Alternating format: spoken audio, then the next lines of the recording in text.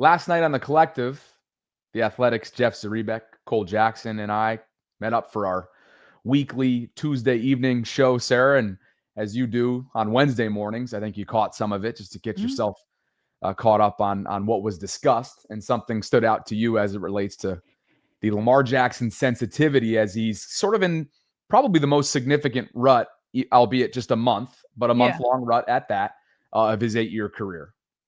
Yeah, so it's very interesting because we've lived with Lamar Jackson through some crazy criticism of him going all the way back to college and the combine. Like we just had to listen that he for years that he wasn't a quarterback. And he's won MVP with 2 completely different styles in the way he did it. And so like because he's been so disrespected, sometimes some fair criticism is met with too much sensitivity, right? But then part of that happens because once it's fair to criticize Lamar, which has happened in the last 4 weeks, it's fair. I mean, he clearly didn't play well against the Bengals, hasn't played, and there's the injury. We know we've gone through this a million times. There's context and whatnot. But we are in a stage, especially after that Bengals game, that says, you know what, we don't have to be so sensitive that we can't criticize Lamar Jackson. That being said, is once that window opens, then those on the edges start bringing in crazy criticism again. And so then it becomes like protect him against the crazy criticism, but also while trying to like leave space for legitimate criticism. So what I wanted to do was have 2 different takes on Lamar. Yes, the first one is from Jeff Zaribek from your guys' show last night. And the second one is everybody's favorite, Emmanuel Acho, which I feel like is unfair criticism. So I wanted to do it back to back of like just the times we're living in, of like how it's just like how you can talk about Lamar and can't. But I thought Jeffers Frere, he's been in here already today. Dreams has left us a couple super chats. He left a super chat on your guys' show last night. And Jeff wanted to push back against Dreams. Dreams, all love, buddy. But this is what you Jeff set had the table for today. Queon, let's go. Yeah, here we go. Thanks, Queon. Here we go. I want to push back on that a little. Every star quarterback max 13. Hold on. I should say really quick, earlier in the show, Jeff said that Lamar in the past has masked some of the weaknesses and deficiencies of the team. And Dreams put up a super chat that said it's unfair to Lamar to ask him to mask some of the weaknesses of the team. So let's get back to that. I want to push back on that a little. Every star quarterback masks their team's weaknesses. That's what star quarterbacks do. That's why you're getting paid $50 million. You can't pay everybody. This is a salary cap year.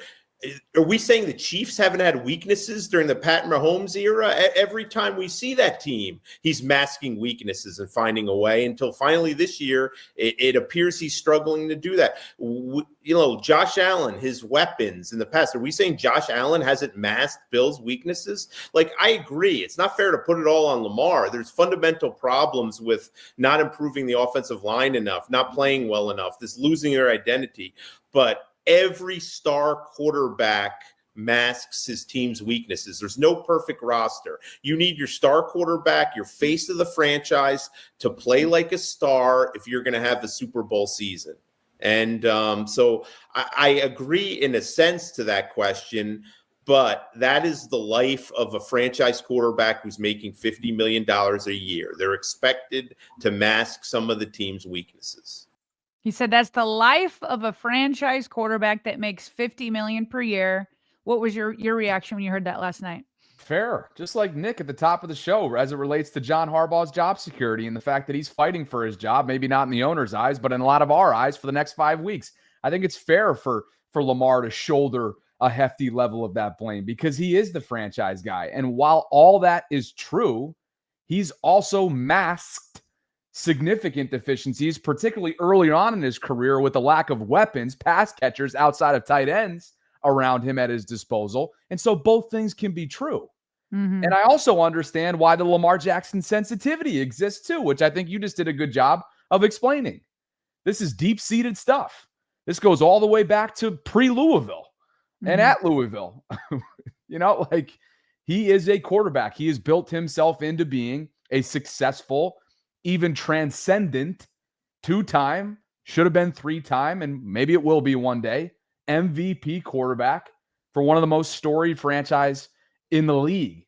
This is the type of stuff that he can shoulder this because he is capable of doing it.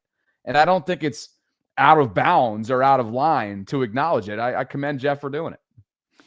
Yeah, it's kind of I see it on both sides of the ball too. Like Kyle Hamilton got paid big money, and he's masking a lot of the deficiencies on defense. He's playing every position. That's masking, right? Yes. So Kyle Hamilton is the one doing it on one side of the ball. And listen, TJ Watt did it years for Pittsburgh. Ben Roethlisberger did it for years in Pittsburgh. And Lamar Jackson has done that for years in Baltimore. He has. And for the first time, especially over the last 4 weeks, we haven't seen it. And so, again, you always want to bring in injuries. You want to put in the context. You want to bring in the offensive line. And by the way, two things can be true here at once also. Just because the team does ask that the highest paid players mask some deficiencies around them, you also can't just be like, all right, Lamar, save us. We're not doing anything else. And I think that's what the two sides kind of fight against. Is it like what Jeff said? Of course it's fair to ask it. And it's not Lamar only. It's any quarterback that's paid $50 million a year. Right now, the Ravens, that doesn't take away from the fact that the Ravens blew it when he was on his rookie contract. They did. They should have had a Super Bowl during his rookie contract. They certainly should have. Saying today that Lamar should mask some deficiencies doesn't change the reality that they blew it. That they would have had more money then. You could have put a more complete team around him, and they didn't. And it's also true that if you're going to save money somewhere, perhaps it shouldn't be the offensive line that's protecting the face of your franchise. So saying this doesn't take away from that either. But yes, it is okay to expect somebody to mask the deficiencies. And I don't care what side of the ball you are on. I don't care what position you play. When you're paid as one of the highest in the league, that's the life. That's the life. That's what you're taking on when you sign that contract. That rookie window, I think, can be best summarized with this sentence. They didn't maximize the moment, nor did they allocate the resources properly when it came to team building. And for those two reasons, they have nothing to show for it other than hardware for Lamar himself and a couple playoff wins. That's it. Yeah. And by the way, you've asked me, and some of the people in the chat have asked me, like, I'll say, I think Lamar's going to turn it around. I feel like if he's 90+% healthy, I think he will go back to masking some of the issues. And that's why people say, like, Sarah, what gives you the confidence? Because look at the team around him. And it's because of when he is healthy, the ripple effects it has offense wide and then actually team wide, because then you're not putting your defense back out there in terrible situations with 5 turnovers or 3 and outs or things like that. Like, it has ripple effects team wide. So people will say, well, Sarah, even if Lamar's healthy again, what gives you the confidence? It's this. It's that when healthy, he does mask things.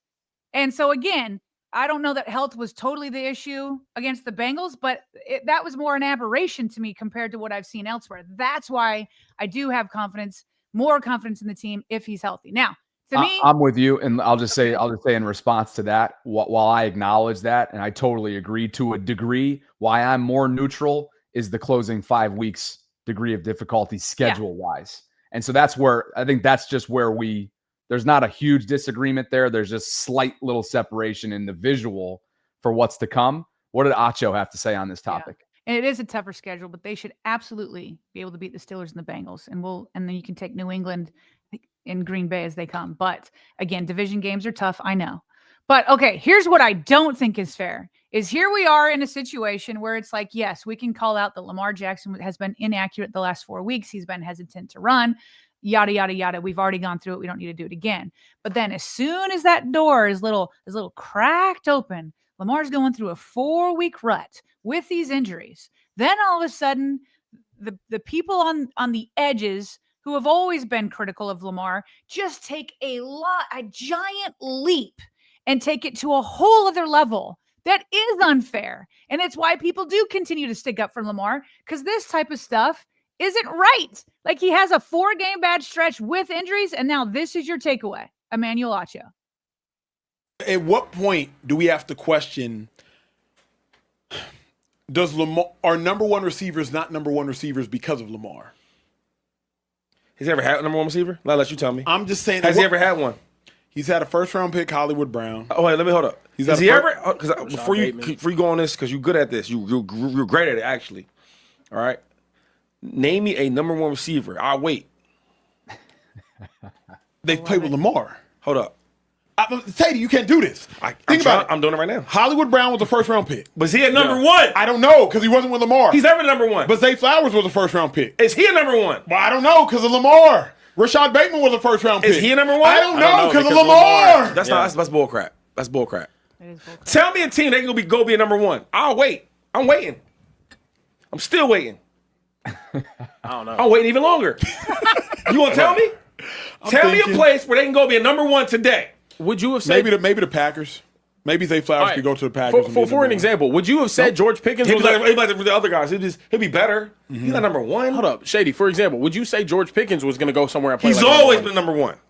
George Pickens? Yeah, sure. But him and Zay Flowers, would you say they were drastically different at both of their spots? I always thought production-wise. I always thought that George Pickens was a better receiver than Zay Flowers, and I like Zay Flowers. I think Zay Flowers could eat in another system, though. Thank goodness for LaShawn McCoy. Shady. Shady's I mean, funny. He is funny. And he's like, don't do this because you do this. And it is. Acho's really good at having a hot take that can never be proved or disproved.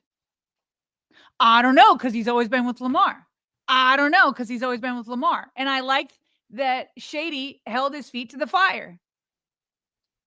Because, sorry, but part of this, and this is why I get after you sometimes, is when you're on shows like this, what you're supposed to do is project. That's what we do. You're a former NFL player. You put out film all the time. You project. So you're telling me you think that Zay or Rashad Bateman or any other number of wide receivers is hands down a number one wide receiver? Because when I look at Jamar Chase, it doesn't matter who the quarterback is. You put in Joe Flacco at 40 years old, you put in anybody, and they're just giddy to throw to Jamar Chase. There's so many. Tyreek Hill. I mean, you could. Larry Fitzgerald. Megatron from Detroit. There are so many people that you could say, doesn't matter. Doesn't matter. Doesn't matter who the wide receiver is. And you can project. Now, maybe there can be some guys on like teetering. But I don't know that anybody's saying, oh, yeah, put Zay Flowers over with Joe Burrow, and he's suddenly a number one. And so this is the stuff that isn't fair. So all of a sudden, now Lamar's had a 4-game slump with injuries, and now, like, there's no number one wide receiver because he hasn't developed them. Get out of here with that. Like, let's analyze the games. But, I mean, and I like Zay. I'm not trying to dump on him. I like Bateman. I'm not trying to dump on him. But like it's Lamar that didn't develop those guys. No, let's stick to the valid criticism and not these crazy hot takes. I'll stick to this, and this relates to the roster. Lamar Jackson has had 3 number one wide receivers at his disposal over the course of the 8 years, years after they were in their prime. Yeah. You ready for these 3? Yeah. The comma is important there. DeAndre Hopkins currently. Odell Beckham Jr. for a year in 23, who missed the first 6 weeks or whatever it was. And Dez Bryant for a cup of coffee during the pandemic. 3 number one wide receivers, by definition, have been at Lamar's disposal perhaps 5+ years after those respective players were considered to be bona fide number ones. Some of them practice squad guys at the time. It is in no it's no disrespect to Zay, to your point. It's no disrespect to Bateman. It's no disrespect to Marquise Hollywood Brown. These guys are not number one players. Number one wide receivers within the confines of an NFL offense. Yeah, of all the receivers that he's had, when did they leave and they went on and became like this bona fide, oh man, look at him cook with that quarterback. Oh, it must have been Lamar. Like that's never happened. Yep. It's never happened. Yep. So, and for those of you who haven't figured it out in the live chat, you gotta pick up I'm supporting Shady's argument here. Hello. Yes, I don't know how people are not picking up that you're saying he's had a number one wide receiver when they weren't all number one wide receivers anymore. I guess people aren't picking up on your point here. I should have known though. One MA is a little bit behind. That's typically standard for him. Let's go, one MA. Step it up, baby. Hump day. Let's go. That's my thought on it.